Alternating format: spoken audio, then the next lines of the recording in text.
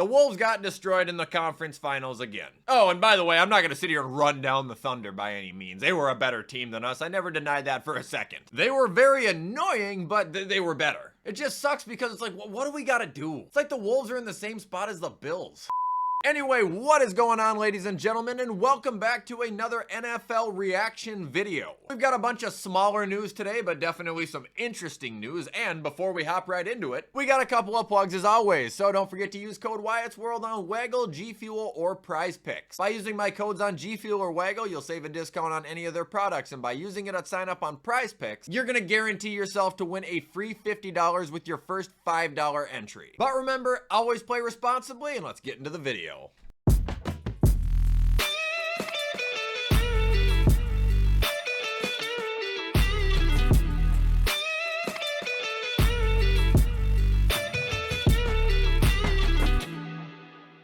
Okay, so first headline we have here is about none other than Stefon Diggs. This news broke out yesterday, but it says that he was not present for the voluntary OTA one day after a video of the wide receiver surfaced on social media in which he was on a boat with 3 women and flashed an unidentified pink substance. As you can imagine, the internet handled that video very well. Look, I saw Vrabel's interview on it. Vrabel's just like, we gotta make good choices on and off the field. They have no idea what the substance was. And I don't really imagine it's gonna go any further than that because they have no way to prove what the substance was. There are 2 truths to this. For one, if it is indeed drugs, obviously you shouldn't be doing drugs in general, but definitely not on a boat on camera. Like, that's just ridiculous. But for 2, this is also showing how fucking annoying the internet detectives are. The people that think they can figure out anything. There are people that are legitimately acting like they're the FBI trying to crack this down. Dude, for all you know, it's Himalayan pink salt. To be honest, Stefon Diggs would be the guy to carry that around because he won't eat standard salt. I can't stand internet detectives, dude. Like, they need to shut the hell up. Kind of an older piece of news here, but I didn't see it until today. It says Aaron Rodgers is not interested in playing for the Saints. Go figure. Anyway, apparently he was asked about it though, and he said flatly no. The answer is no. I've played there a couple of times, but no, the answer is no. I'm too old. I don't want to live in Louisiana. Sorry. I mean, at least he's honest. You know, I did see a headline on ESPN about him though. It literally said the Steelers are waiting for him. Like, they are waiting. They're banking on getting him. Now, I don't know if that was an ESPN prediction headline or if they had breaking news, but if that's true, the Steelers are just giving this guy everything he fucking wants. That's exactly what he wants. He doesn't want to go to a team that's like, yeah, you know, I guess we'll take you. He wants to go to a team that's desperate to have a quarterback, that's desperate to have him. I imagine he will sign with the Steelers, but I don't think he'll put pen to paper for another month yet. Couple of pieces of news about the Bills right here. A couple of aggravating pieces of news, I should say. One is Joey Bosa's already hurt again. I mean, for fuck's sake, brother. Pulled his calf and more than likely is going to be sidelined until training camp. Hopefully isn't going to miss any time in the regular season, obviously. And then, of course, running back James Cook seeking a new deal has not been present at OTAs. Now, I'm not sure if the OTAs are still voluntary or not, but I did read he is like the only Bills player that has not been showing up. This whole story is just going to keep getting louder and louder and louder until he finally signs a fucking contract. If I was the Buffalo Bills, if I was Brandon Beane, this is exactly what I would say to James Cook. Look, James, you are a great NFL running back. You are a great person to have in the locker room. You are a great guy to have on the team. You have become a fan favorite at a rapid pace. But you have got to understand, we are not going to be paying you $15 million a season. We are already battling cap issues the way it is, and by giving you the money that you are asking for, it is going to cripple us going forward. So this is the proposition I have for you, James. I am willing to offer you a 3-year, $36 million contract. That is $12 million a year annually, and also gives you an option to hit the market again at the age of 28. If you decline this offer, get the hell out.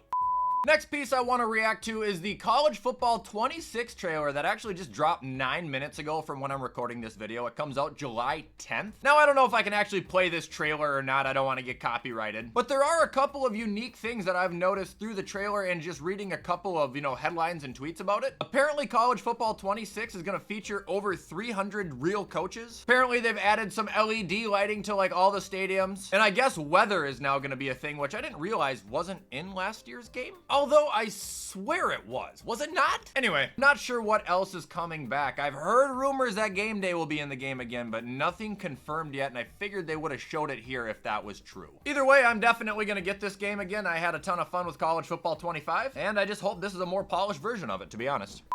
Moving on, I just want to peek at the international schedule for 2025. We have actually 7 games this year that will be held internationally. The first one being in Brazil between the Chiefs and the Chargers. Apparently that's also a YouTube exclusive. Is that just going to be free then, or is that YouTube TV? Then Sunday, September 28th at 9:30 in the morning. In Dublin, Ireland, we have the Vikings taking on the Steelers, where then the Vikings will travel to London for a back-to-back international game against the Browns. If I read correctly, those are both away games for the Vikings, though. They will not lose a home game this season. Then October 12th at 9:30 a.m. we have the Broncos and the Jets. October 19th we have the Rams and the Jags. Then we go to Berlin, where the Falcons will take on the Colts, and the last international game will be in Madrid between the Commanders and the Dolphins. So honestly, not that bad of a game selection for now. I think the Falcons Colts is gonna be shitty, but the rest on paper should be pretty entertaining.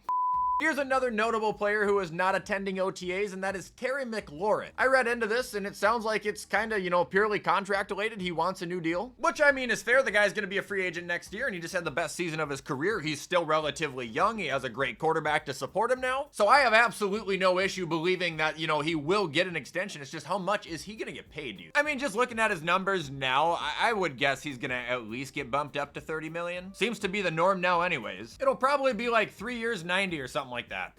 Now we are going to peek at Sports Illustrated's record predictions for 2025. I'm not going to give input on what I would say any of these records are because I have yet to actually do my own record predictions, but I will give a brief reaction. So starting with the East, they have the Eagles at 13-4, the Cowboys at 11-6, Commanders at 10-7, and the Giants at 4-13. I can see they're very confident in Dallas, and I don't think they're confident enough in the Giants. NFC North, they got the Lions at 14-3, the Bears at 9-8, the Packers at 7-10, and the Vikings at 7-10. Meth, they're on meth. NFC South, he has the Panthers winning at 10-7.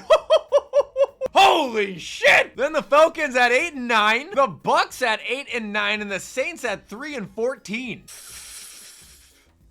NFC West, we got the Rams at 12-5, the Cardinals at 10-7, 49ers at 8-9, and the Seahawks at 6-11. I can agree with that one. Now we got the AFC East. They got the Bills at 13-4, the Patriots at 9-8. I can see that. Dolphins at 7-10, typical, and the Jets at 5-12. AFC North, Ravens 12-5, Bengals 9-8, Steelers 9-8, Browns 3-14. These are two different writers. They gotta be. It's actually quite obvious. They found out halfway through this that they hired an absolute meth head, but they didn't have time to write a new article, so they just had somebody write the other half. AFC South, Texans 10-7, Colts 8-9, Jags 7-10, Titans 5-12. I don't really have that much of an issue with that. I know I'm low on the Colts, but I won't be shocked if I'm wrong on the Colts. And then we're on to the AFC West. We got the Chiefs at 13-4, the Broncos at 11-6, Chargers at 9-8, and Raiders at 6-11. Interesting. That's all I have to say. Interesting. And that is going to do it for today's video, everybody. I hope you guys enjoyed a short little news video. I think it's been a couple weeks since I've done one. At least I hope it has been. Again, don't be afraid to drop recommendations for videos down in the comments to get us through this off season together, because trust me, guys, if you guys think it's long, just imagine what it's like for me trying to come up with things every single day. As always, though, you guys know I appreciate every single one of you guys for the support and the feedback you give me in every one of my videos. I hope you guys have a fantastic Thursday, and I will see you in the next upload.